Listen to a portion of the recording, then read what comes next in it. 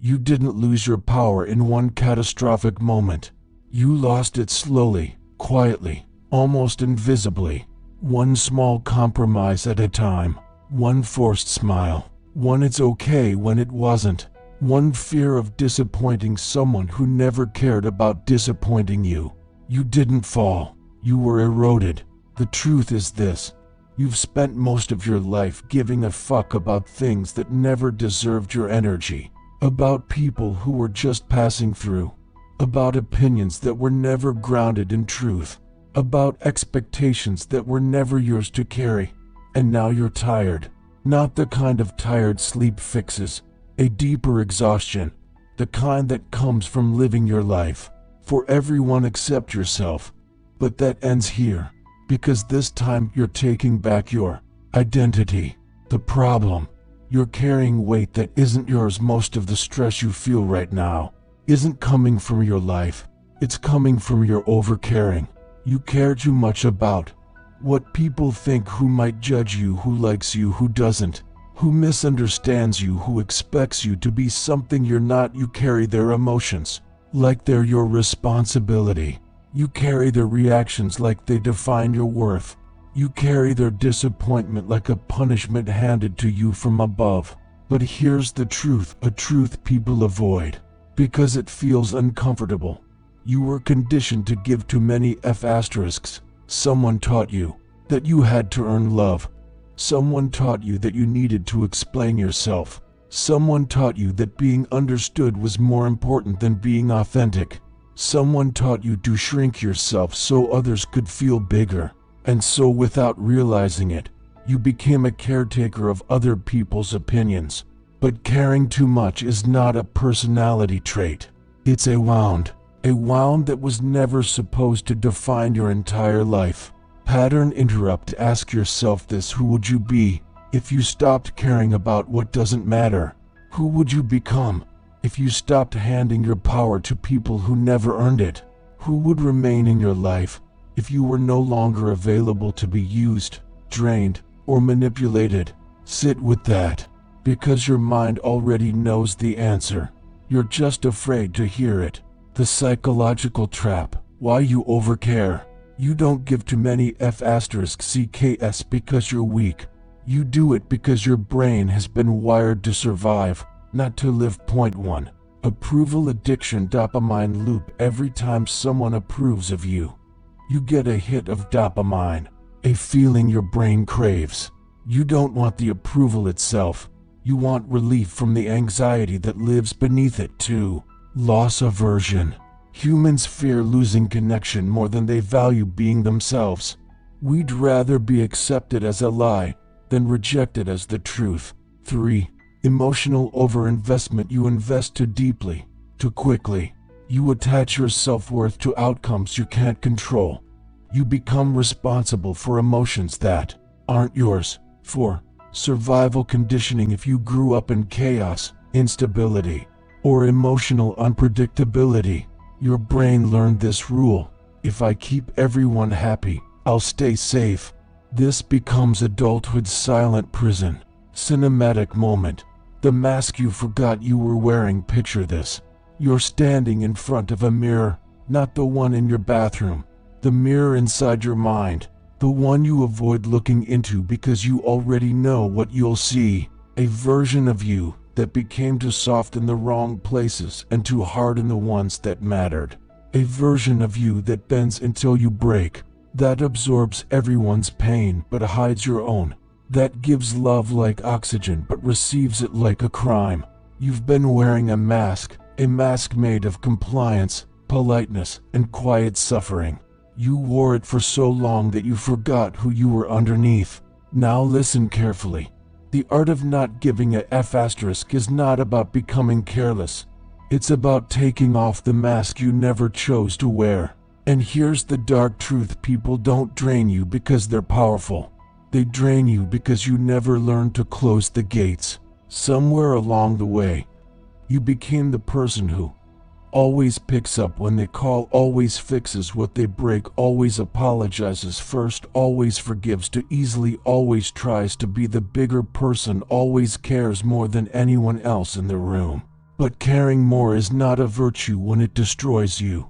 It's self-sabotage dressed as kindness. The emotional break point. The moment you realize you're done, there comes a moment in every life. Quiet, small, hardly noticeable, where something inside you finally snaps. Not in rage, not in chaos, but in clarity.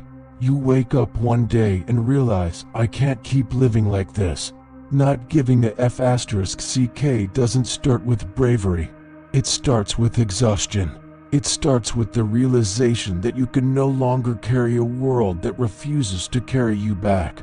This is the turning point, the identity shift, the psychological rebirth. But something deeper lies beneath the identity reveal. This isn't who you are. Here is the truth your mind has been whispering for years. You were never meant to be this soft. You were never meant to be this available. You were never meant to be this forgiving. You were never meant to overextend yourself into oblivion. This isn't your personality. This is your trauma speaking, your fear speaking, your conditioning speaking. You've been living as the version of yourself that kept you alive when you were younger, not the version that will make you powerful now. Your identity never left you, it was buried. And not giving a F***ck is the process of unearthing it. Hear this twice: you don't escape overcaring by caring less. You escape it by becoming someone who doesn't need external permission to exist. That is where your power lives. The rebirth of identity. The person you were before the world changed you, before the world taught you to bend, before people taught you to shrink, before you learned to care too much. There was a version of you untouched by expectation. The child who didn't apologize for existing. The teenager who dreamed without permission. The young adult who believed in their own fire. Somewhere along the line, that version faded. Not because it died, but because you buried it beneath survival. So understand this. Not giving a F***ck is not about rebellion. It's about return. A return to who you were before life dimmed your flame. This is not a chapter of becoming harder. It's a chapter of becoming you again. The identity shift from approval to authority. Here lies the transformation.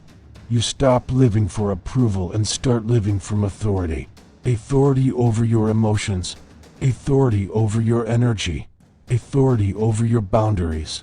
Authority over who gets access to you. Most people live like their identity is on lease, owned by every person who offers validation. But today, you take full ownership. The moment you say, I no longer give a F***ck about things beneath me, is the moment the world loses its hold on you. Because the true art of not giving a F***ck isn't about caring less. It's about caring correctly.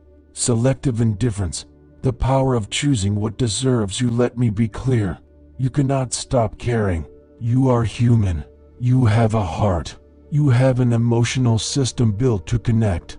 But you can stop caring about the wrong things. This is where most people get it wrong. Not giving a F***ck isn't emotional numbness.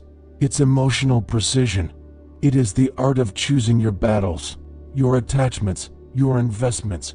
You give a F***ck about your growth. You give a F***ck about your peace. You give a F***ck about your purpose. You give a F***ck about the people who genuinely love you. Everything else, it becomes background noise.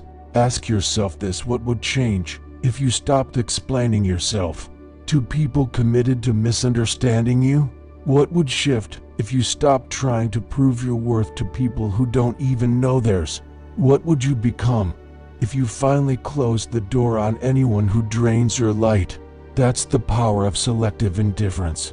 It's the point where your energy becomes sacred, not scattered. Boundaries. Your first line of power. Boundaries aren't walls, they're gates. And gates are controlled by the one who owns the territory. That's you.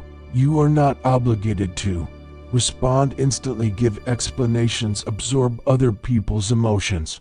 Be available on command. Tolerate disrespect. Maintain relationships that drain you. Justify your decisions. Keep the peace at the cost of your soul. Your life is not a public park. It is private property. And the moment you enforce that truth, you become untouchable. Boundaries are not selfish. They are self-respect in motion. Emotional minimalism. The art of carrying less. Your mind is overcrowded, not with thoughts, but with obligations, expectations, imagined scenarios, fears of disappointing others, invisible debts, mental clutter. Emotional minimalism means this: if it doesn't bring you peace, clarity, purpose, or love, it does not deserve space in your mind. This is the rule. You remove unnecessary attachments the same way you would declutter a room, because peace is not found in adding more. Peace is found in removing what never belonged. It's your moment, the reclamation. Imagine this scene.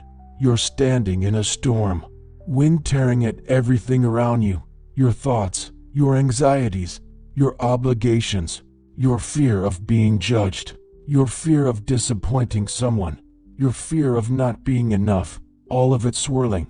Then you step forward, and the storm doesn't move you, because for the first time, your feet are planted in who you are, not in who others want you to be. That is the art of not giving a f***ck, not the absence of storms, but the presence of self. The zero response principle. One of the strongest forms of psychological power is silence. When someone expects a reaction and they receive nothing, that silence screams. You don't argue, you don't explain, you don't defend, you don't justify, you don't beg, you don't chase, you don't fix what's not yours. You simply stop giving your energy to the circus and watch the clowns reveal themselves. This is not passive aggression. This is strategic emotional discipline. Nothing is more powerful than refusing to bleed for people who never heal you. The internal shift. You stop asking for permission. Here is the moment everything changes. You stop asking the world, is this okay? Does this make sense? Will they like me? Will they approve? Will they understand? Will they stay? Instead, you begin asking yourself, does this align with who I'm becoming? Does this protect my peace? Does this honor my truth? Does this build my future? This is self-ownership. This is identity stabilized. This is psychological freedom. You don't live for applause. You live for alignment. The dark truth. Not giving a f***ck is a shield. People often misunderstand the darkness behind this art. But here's the truth. Not giving a f***ck is a spiritual shield, a psychological weapon, a protection mechanism for your identity, a boundary that keeps your mind sovereign, a declaration that your energy is not a free-for-all. It doesn't make you cold, it makes you clear. Coldness is a wound, clarity is power, and power is what you're reclaiming. You never lost your power, you just stopped using it. Listen carefully. The world didn't take your power. People didn't take your power. Circumstances didn't take your power. You gave it away every time you cared about something unworthy of your soul. But now, you take it back, piece by piece, boundary by boundary, decision by decision, breath by breath. You rise, not angry, not cold, not numb, just sovereign, fully in control. Fully in your identity, fully in your truth. This is the real art of not giving a f***ck. You stop bleeding for the world and start living for yourself.